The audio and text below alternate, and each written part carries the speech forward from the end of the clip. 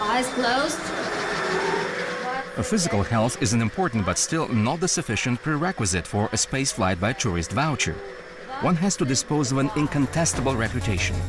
Criminals, drug addicts, inversions and perversions inclined persons, and those leading an immoral lifestyle don't let that bug you. But it's still not enough. A tourist should be a cool cat as well. Stress stands for the constant mental picture and various troubles imagined. How can one get rid of it? Our task is to convince all spaceflight participants that they work with reliable equipment and top-class specialists. That's what I'm always telling them. Guys, you're heading to space for pleasure. Guy Laliberté needs no long explanations. Entertaining people first in the streets and then on the circus arena, he became a nice shrink himself long ago. It's a piece of cake for him to find a correct approach to another person, even to his teacher.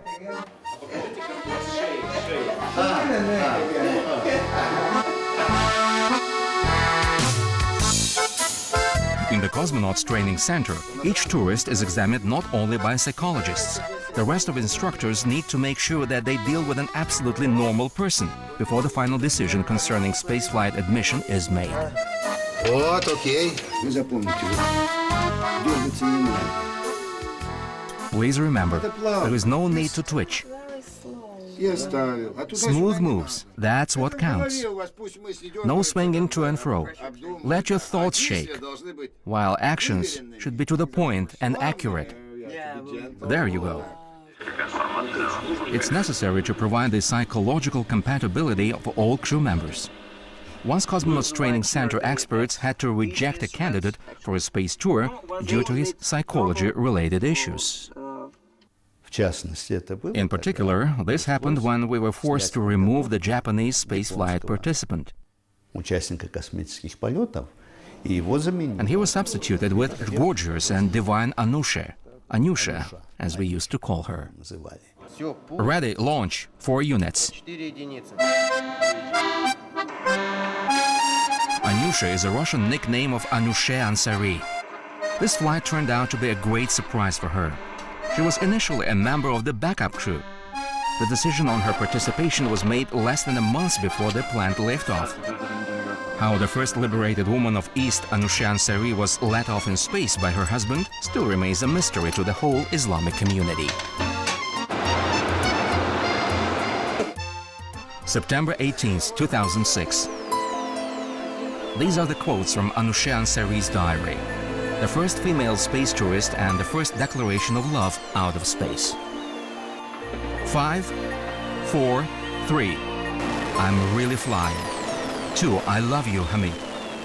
1. A soft lift, and I felt an incredible, overwhelming joy. The last stage of separation was like an abrupt movement.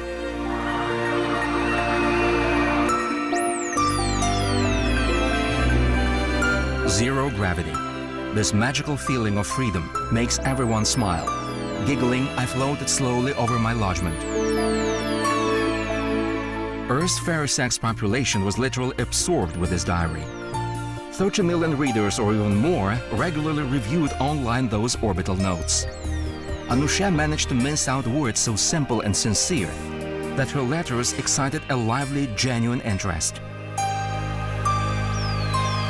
Whereas the main reader, who Anousheh really dedicated her space notes to, was anxiously waiting for her on Earth. See her and I could talk to her and see how happy she is. It was much better. But the question is definitely I missed her.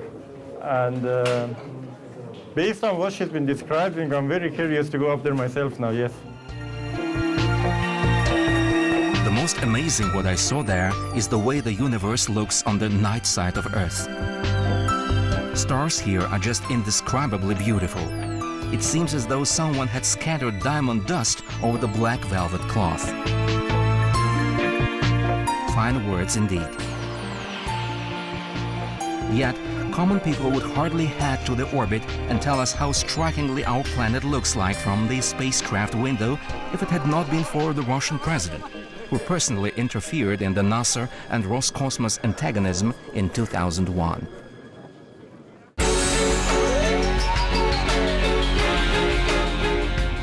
On April 12, 2001, Vladimir Putin arrived in the Star City.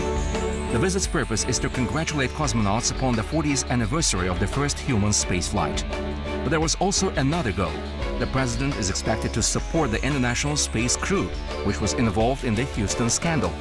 The president wished to Commander Musabayev, flight engineer Baturin, and space tourist Tito to carry out a successful flight. The spacecraft's launch, with the first tourist aboard, was scheduled for April 28th.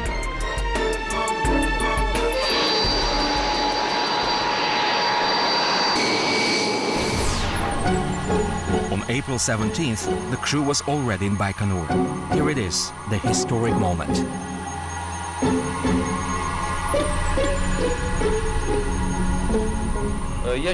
I believe it's an honor to have a space tourist aboard, as it happens for the first time in history. But one wouldn't let Dennis enjoy the moment's historicity to full extent. NASA would force him to sign a humiliating paper. Thereby, he was obliged to indemnify the state for any possible losses in case if a tiny piece of equipment would be broken down through his fault.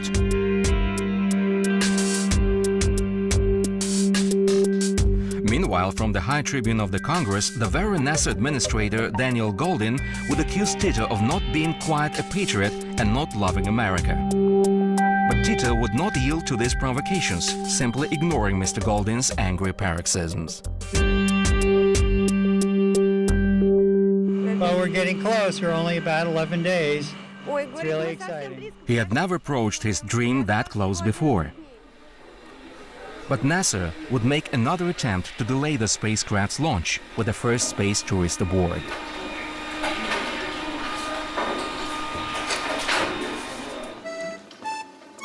In space, even the most common things require a proper training and are code-named in a special way.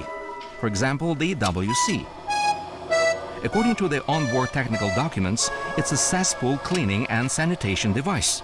Besides, all actions are performed in strict accordance with instructions. The first part, when we do number 1. We use it the same way as we did the whole operation. And the second part, when we do number 2. There's an insert. Yeah.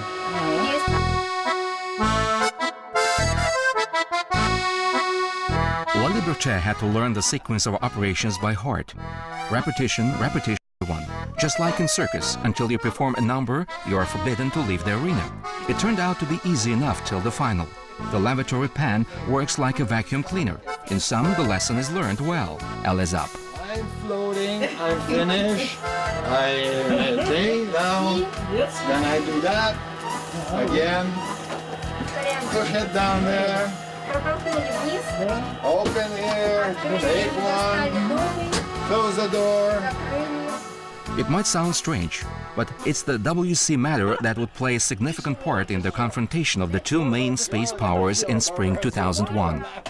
It happened several days before the first space tourists liftoff.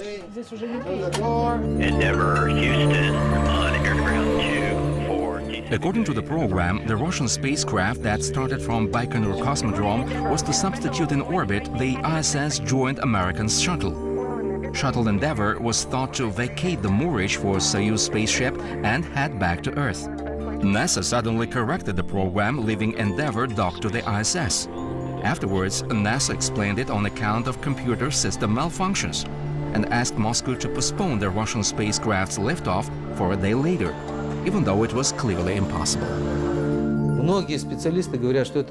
Many experts claim that it was done deliberately. The NASA management ordered not to undock the shuttle from the station, which meant that another spacecraft was not able to link up. To put it bluntly, they didn't let us fly up.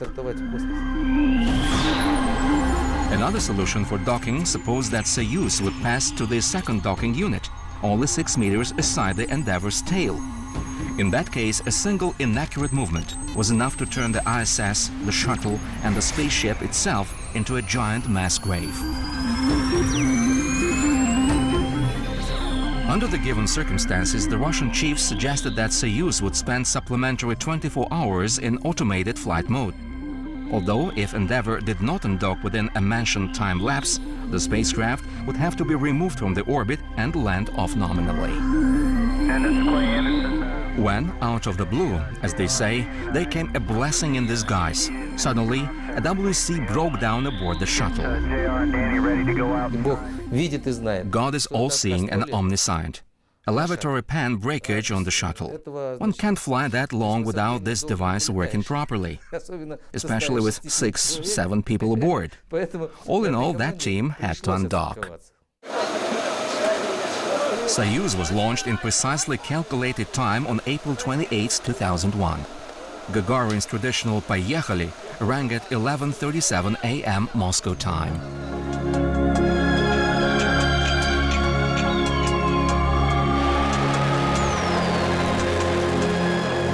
As soon as the spacecraft left the ground, Dennis Tito's girlfriend, beautiful Dawn Abraham, fell on her knees and burst into tears. It was like a presentiment. The first space tourist troubles were only about to begin.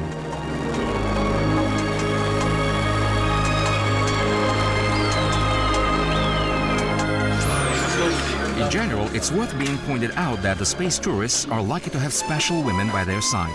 For example, Charles Simonyi's beloved one, American anchorwoman Martha Stewart. In Incorrigible Adventures, the author of books and filmmaker, and in addition, a millionaire. She accompanied Simonyi to Baikonur, then visited the Mission Control Center to see her fiancé in the orbit, and even declared her love for him via space communication before a great number of people. I just want you to know that we all think that you are intrepid, a pioneer, and above all, guess what? You're out of this world. Martha, it's really an honor to be here at Post. Shortly after the spaceflight, 58-year-old Simonyi did become engaged, although not to Martha, but to 28-year-old Swedish model Lisa Persdotter, his friend's daughter.